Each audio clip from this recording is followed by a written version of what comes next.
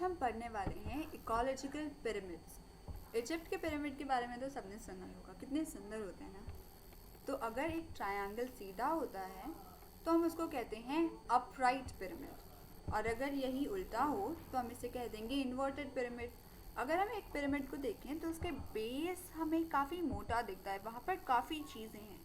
अगर हम टॉप को देखें तो वहाँ पर कम होती जाती हैं चीज़ें और वो पतला होता जाता है। एग्जैक्टली यही कंसेप्ट अब हम इकोलॉजी में लगाने वाले हैं और हम इसको बोलेंगे ecological pyramids. Simple, isn't it? पहला है पिरामिड ऑफ नंबर, यानी कि हम नंबर ऑफ स्पीशीज देखेंगे। अगर हम एक फूड चेन का एग्जाम्पल लें जहाँ पर हमारे पास ग्रासेस हैं, ग्रासेस को इंसेक्ट खा रहा है, इंसेक्ट्स को बर्ड्स और फ्रॉग खा रही हैं और इन्हें हॉक और बाकी बर्ड्स खा रही हैं।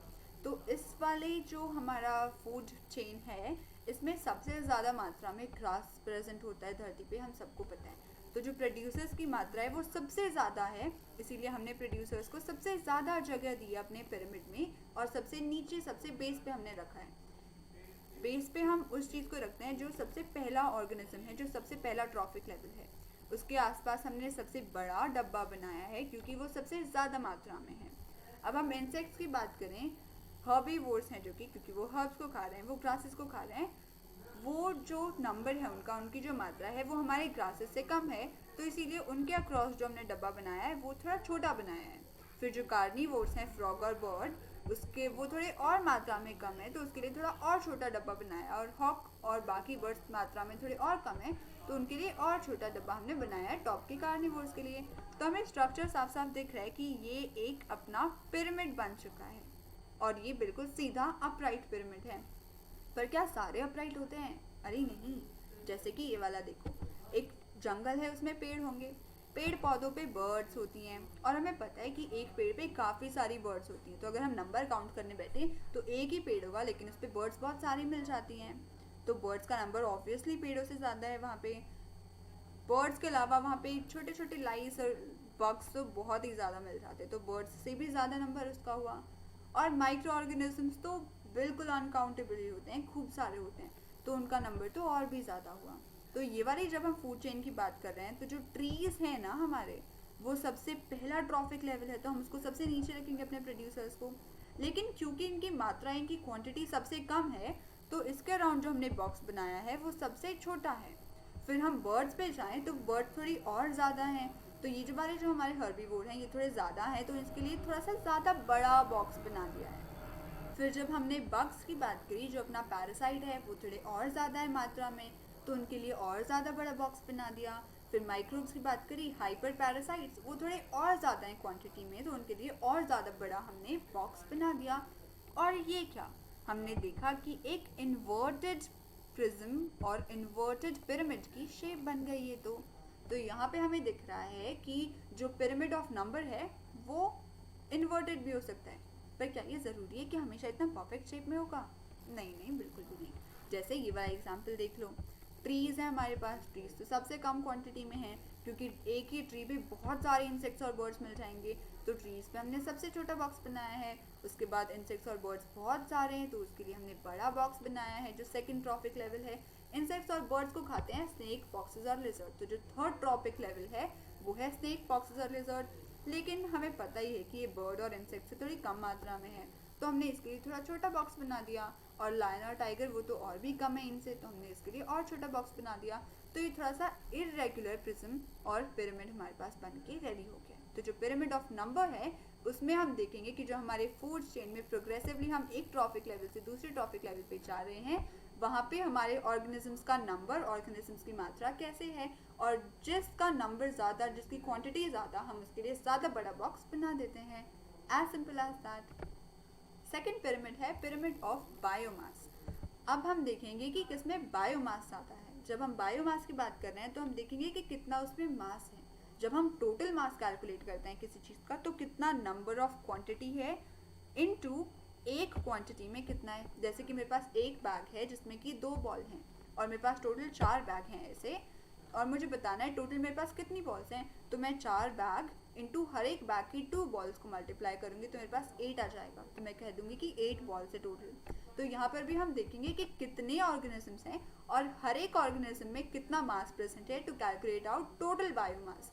You can relate it to total weight, although the concept is not exactly the same. तो अगर हम ग्रासेस और हर्ब्स की बात करें, जो कि हमारा फर्स्ट टॉपिक लेवल होता है, भले ही एक ग्रास हल्का होता है रैबिट से, लेकिन ग्रासेस इतने ज़्यादा हैं कि सबका मास अगर हम कैलकुलेट करने बैठे, सबका हम बायोमास मिला दे सारे ग्रासेस का जो प्रेजेंट है, तो वो काफ़ी ज़्यादा हो जाएगा क्योंकि इनकी क्वांटिटी बहुत ज़्यादा है। तो क्वांटिटी इनटू मास जब हम करेंगे ग्रासेस का और हर्ब्स का, तो वो काफ़ी ज़्यादा हो जाएगा, इसीलिए हमने इसके अराउंड सबसे बड़ा डब्बा बनाया है। फिर जब हम स्क्विरल, रैबिट्स और इंसेक्ट्स की बात करेंगे, इनकी मात्रा थोड़ी कम है और इनके हम इन मास से मल्टीप्लाई करेंगे तो जो इनका टोटल बायोमास अपने पास आएगा वो प्रोड्यूसर्स से थोड़ा कम आता है, तो हमने इसके लिए थोड़ा कम चौड़ा डब्बा बनाया है। फिर आगे जो स्नेक, फ्रॉग्स और बर्ड्स हैं, इनका नंबर भी थोड़ा कम है और जो इनका टोटल बायोमास आता है वो भी कम ही आता है, तो इसीलिए हमने इसके लिए थोड़ा और पतला डब्बा बनाया है कार्निवोर्स के लिए। और ये क्या, हमारा फिर से प्रिज्म बन गया और ये इस बार अपराइट प्रिज्म बना है। पर क्या हमेशा अपराइट होता है? जी नहीं, इन्वर्टेड भी हो सकता है। जैसे ये देखो, फाइटोप्लैंक्टन्स। फाइटोप्लैंक्टन्स क्या होते हैं? जो छोटे छोटे प्लांट्स होते हैं ना, जो पानी के ऊपर तैरते हैं, उनको हम बोलते हैं फाइटोप्लैंक्टन्स। ऐसा ही एक और वर्ड भी होता है, जू प्लैंक्टन। जू में तो सभी गए होते हैं और हमें पता है कि वहाँ पे बहुत सारे एनिमल्स होते हैं, तो जू प्लैंक्टन्स मतलब एनिमल्स या फिर इंसेक्ट्स, छोटे छोटे जो पानी के ऊपर तैरते हैं। तो जो फाइटोप्लैंक्टन है, प्लांट्स तैरने वाले पानी के ऊपर, उनको इंसेक्ट्स खाएंगे, दैट इज हमारा सेकंड ट्रॉफिक लेवल। फिर इंसेक्ट्स को स्मॉल फिशेस खाएंगी, हमारा थर्ड ट्रॉफिक लेवल। और फिर स्मॉल फिशेस को भी बिग फिशेस खा जाती हैं। तो जो फाइटोप्लैंक्टन्स हैं वो काफ़ी कम बायोमास है उनका, तो हमने उनको सबसे नीचे रखा है। इंसेक्ट्स का बायोमास थोड़ा और ज़्यादा है तो हमने ऊपर रखा है इनको। फिशेस का बायोमास और ज़्यादा है तो हमने इसके लिए और ज़्यादा चौड़ा डब्बा बनाया। और बड़ी फिशेस का बायोमास और भी ज़्यादा है तो इसलिए हमने इसके लिए और भी बड़ा बॉक्स बना दिया है। और ये क्या, फिर से हमारा पिरामिड रेडी हो गया, लेकिन इस बार तो ये इन्वर्टेड है। तो जो पिरामिड ऑफ बायोमास है वो भी अपराइट भी हो सकता है और इन्वर्टेड भी हो सकता है। नेक्स्ट हमारे पास पिरामिड है, पिरामिड ऑफ एनर्जी। पर ये हमेशा अपराइट होता है, हमेशा ये सीधा होता है, कभी भी ये ऐसा उल्टा नहीं दिखेगा। क्यों नहीं दिखेगा? Let's talk about it. सबसे पहला जो हमारा ट्रॉफिक लेवल होता है वो प्रोड्यूसर होता है कि कोई खाना बनाएगा, फिर उसको खाएंगे हर्बीवोर्स, फिर हर्बीवोर्स को खा जाते हैं कार्निवोर्स, और फिर कार्निवोर्स को और ज़्यादा बड़े बड़े कार्निवोर्स खा जाते हैं। तो जो प्रोड्यूसर होता है वो अपनी सनलाइट की मदद से या फिर केमिकल्स की मदद से अपना खाना बनाते हैं। Producers autotrophs, right, photoautotrophs and chemoautotrophs. तो जो प्रोड्यूसर्स होते हैं उनके पास मैक्सिमम अमाउंट ऑफ एनर्जी होती है, लेकिन जब कोई हर्बीवोर उनको खाता है तो सिर्फ 10% ही एनर्जी उसमें ट्रांसफ़र होती है। जैसे कि अगर एक प्रोड्यूसर ने 100 जूल ऑफ एनर्जी बनाई है, प्रोड्यूस करी है, तो हर्बीवोर जब उसको खा लेगा तो हर्बीवोर के पास खाली 10 जूल ही एनर्जी आती है, बचा हुआ 90% वेस्ट हो जाता है। This is called 10% rule. अब क्योंकि खाली 10% ही एनर्जी इसके पास आई है तो ऑब्वियसली इसके पास जो एनर्जी आई है दैट इज लेस। अब क्योंकि एनर्जी कम है तो हम इसके लिए थोड़ा छोटा डब्बा बना रहे हैं।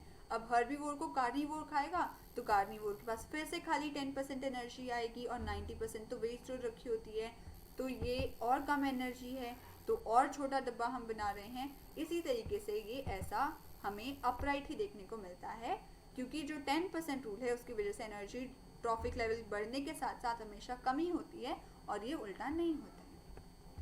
अब हम बात करते हैं energy flow in an ecosystem. एक इकोसिस्टम में एनर्जी कैसे फ्लो करती है। तो हमने बात करी थी कि ये जो है यूनिडायरेक्शनल फ्लो होता है एनर्जी का। जो ग्रास है उसको फ्रॉग खाएगा, जो फ्रॉग है उसको उल्लू खाएगा, उसको आउल खाएगा। तो ये हमेशा ऐसे एक ही फ्लो में चलती है, ये उल्टा नहीं होएगा, ये रिवर्स नहीं होएगा। जो घास है वो फ्रॉग को नहीं खाएगा कभी, जो घास है वो कभी रैबिट को नहीं खाएगा, ऐसे उल्टा फ्लो नहीं होता है, एक ही डायरेक्शन में फ्लो करता है, यूनिडायरेक्शनल फ्लो होता है। जो सेकेंड हमारा पॉइंट है वो है first law of thermodynamics. First law of thermodynamics हम सबने पढ़ा होता है कि it is the law of conservation of energy, कि जो एनर्जी है उसे ना तो हम कभी बना सकते हैं ना ही हम कभी डिस्ट्रॉय कर सकते हैं। Energy can neither be created nor be destroyed, हम खाली इसका फॉर्म चेंज कर सकते हैं। क्या ये लॉ इकोसिस्टम में भी वैलिड होता है? एब्सोल्युटली।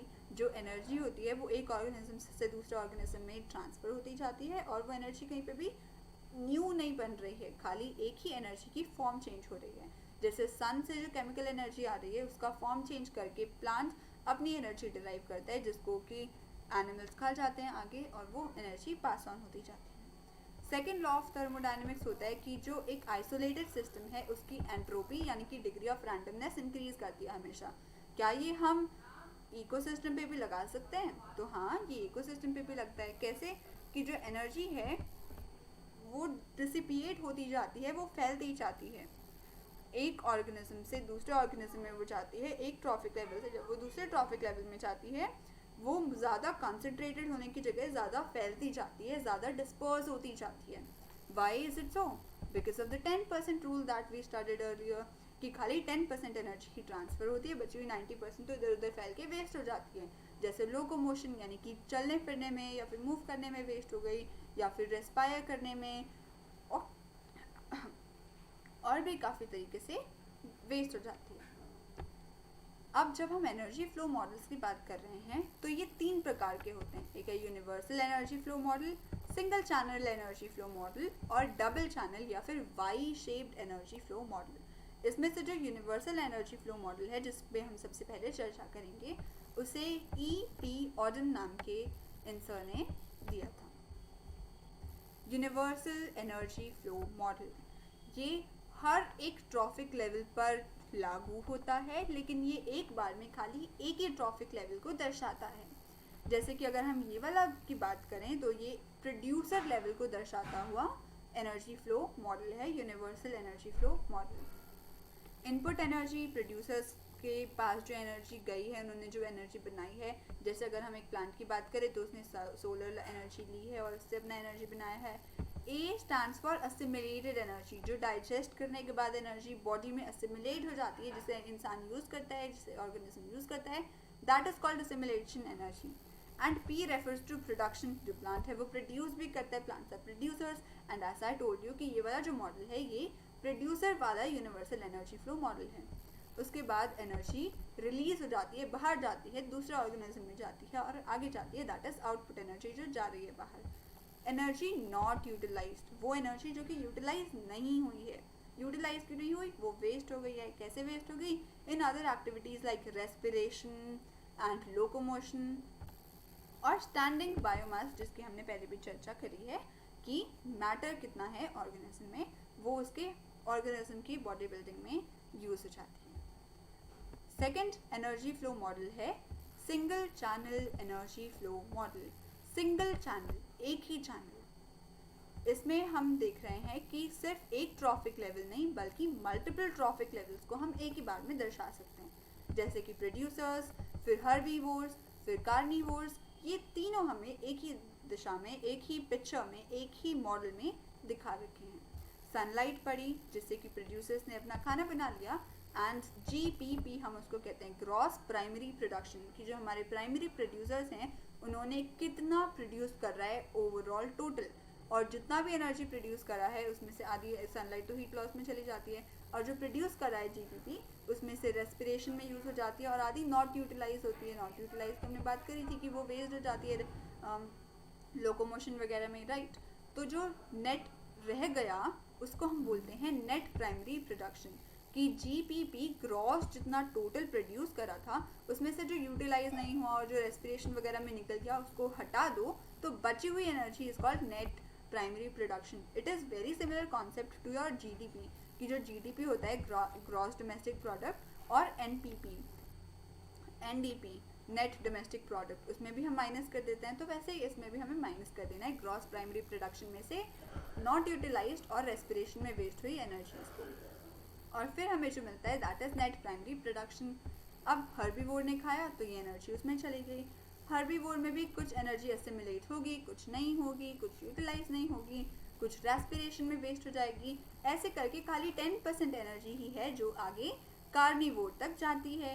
अब कार्निवोर में भी आधी यूटिलाइज नहीं होगी, वो भी रेस्पायर करेगा, आधी वहाँ निकल जाएगी, और इस तरीके से हमारी पूरी एनर्जी फ्लो कर रही है फ्रॉम प्रोड्यूसर्स टू कार्निवोर्स। जो हमारे पास लास्ट मॉडल है वो है डबल चैनल या फिर वाई शेप का एनर्जी फ्लो मॉडल। हम इसे वाई शेप का क्यों कह रहे हैं? क्योंकि हमें साफ साफ दिख रहा है ना ये ऐसे वाई शेप, राइट? ये देखिए ऐसे वाई शेप हमें दिख रहा है ना, इसीलिए हम इसको Y shape energy flow model भी कहते हैं।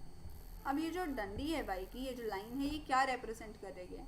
ये रिप्रेजेंट कर रही है ग्राउंड को। ये रहा हमारा ग्राउंड। इस ग्राउंड के अगर हम ऊपर देखें तो काफ़ी सारी ट्रीज हैं।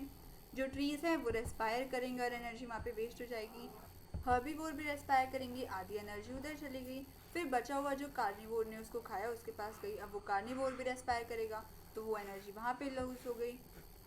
अब हम देखते हैं कि ग्राउंड के नीचे क्या हो रहा है। ग्राउंड लेवल के नीचे जो ट्रीज हैं इनकी लीव्स फॉल कर जाती हैं, डेड ऑर्गेनिक मैटर इस तरीके से फॉर्म होएगा जिस पे कि डिकम्पोजर्स एक्ट करेंगे और उसे ब्रेक डाउन करेंगे, और डेट्रीवोर्स भी इनको ब्रेक डाउन कर सकते हैं और डेट्रीवोर्स डिकम्पोजर्स को भी खा जाते हैं। उसके अलावा अगर कोई हर्बीवोर मरेगा या फिर कोई कार्निवोर मरेगा तो उस पर भी ये डिकम्पोजर्स और डेट्राइट्स एक्ट करेंगे और उसकी बॉडी को भी तोड़ देंगे और वहाँ से न्यूट्रिएंट्स को सॉइल में मिला देंगे, जिन न्यूट्रिएंट्स को फिर से प्लांट यूज़ करेगा और प्लांट ग्रो हो जाएगा और इस तरीके से ये साइकिल चलती जाएगी। तो ये है डबल चैनल और Y shape energy flow model.